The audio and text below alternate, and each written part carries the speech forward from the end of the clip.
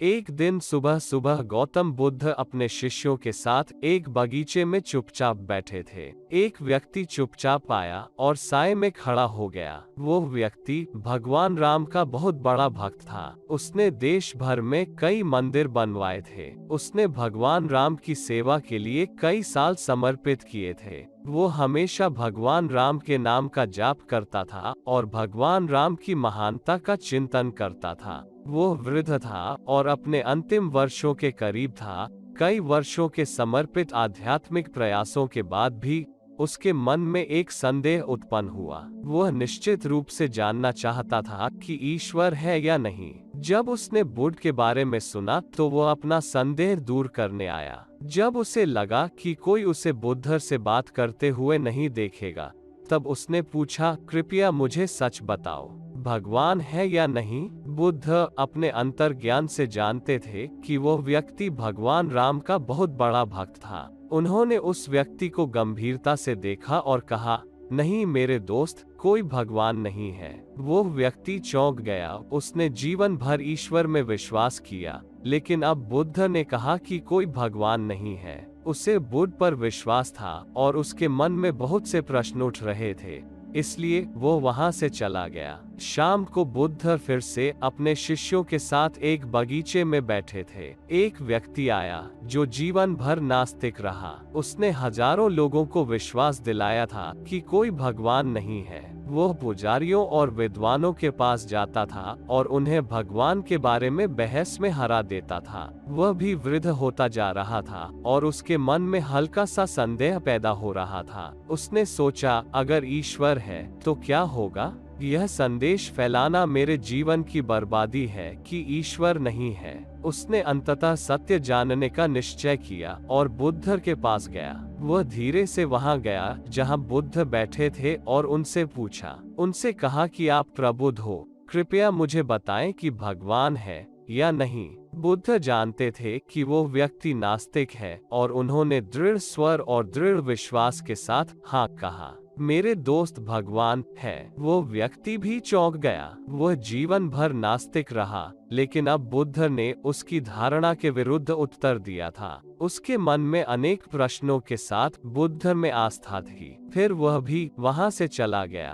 तब फिर बुद्ध के एक शिष्य ने सुबह और शाम बुद्ध के पास बैठे हुए बुद्ध के दोनों उत्तर सुने थे। वह चकित था। इन दोनों उत्तरों को सुनकर रात को जब सब सोने की तैयारी कर रहे थे, तब वह बुद्ध के पास गया और बोला कि हे प्रभु, मेरे मन में एक प्रश्न के कारण मुझे बहुत बेचैनी हो रही है। सुबह आप एक व्यक्ति से कहते हैं कि ईश्वर नहीं है और शाम को आपने दूसरे व्यक्ति से कहा कि ईश्वर है। कृपया मुझे बताएं कि सच्चाई क्या है, ईश्वर है या नहीं? कृपया उत्तर दें, नहीं तो मैं आज रात सो नहीं पाऊंगा। बुद्ध मुस्कुराए और कहे कि मैंने जो उत्तर दिए हैं वे केवल उनके लिए हैं, इसका आपसे कोई लेना देना नहीं था। लेकिन फिर भी अगर आप जानना चाहते हैं तो मैं आपको बताता हूँ कि जो व्यक्ति सुबह आया था वो भगवान के अस्तित्व में विश्वास करने वाला था, लेकिन उसने कभी अपने बारे में सच्चाई खोजने की कोशिश नहीं की। उसकी आध्यात्मिक यात्रा वहीं रुक गई थी। इसलिए मैंने उसे कहा कि उसकी आध्यात्मिक खोज को बढ़ाने के लिए कोई भगवान नहीं है। अब वो सत्य को खोजने की कोशिश करेगा और उसकी यात्रा शुरू होगी। और शाम को जो व्यक्ति आया था वह नास्तिक था। उसने आंख मूंद कर विश्वास किया था कि कोई ईश्वर नहीं है।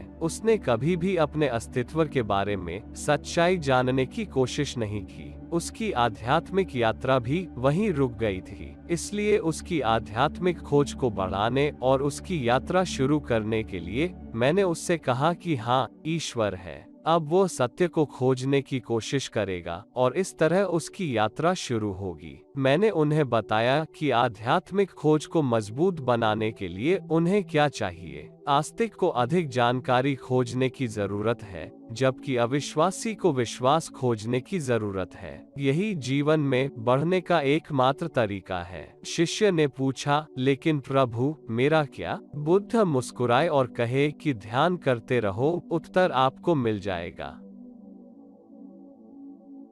हमारे जीवन में हम देखते हैं कि दुनिया में दो तरह के लोग हैं, वे जो ईश्वर में विश्वास करते हैं और जो नहीं करते हैं। आप ईश्वर में विश्वास करते हैं या नहीं, यह अनावश्यक है। अपने बारे में जानना महत्वपूर्ण है। यह आवश्यक है कि व्यक्ति को अपने भीतर के सत्य का एहसास होना चाहिए। अंततः हम कितनी दूर तक पहुंचते हैं, यह इस बात पर निर्भर करेगा कि हम लक्ष्य को कितनी बुरी तरह से प्राप्त करना चाहते हैं। जिन लोगों में अपने अस्तित्व के बारे में जानने की असाधारण इच्छा होती है, वे सत्य को खोजने के लिए अथक प्रयास करेंगे, और सच्चाई उन लोगों के सामने प्रकट की जाएगी जो इसे सबसे अधिक चाहते हैं।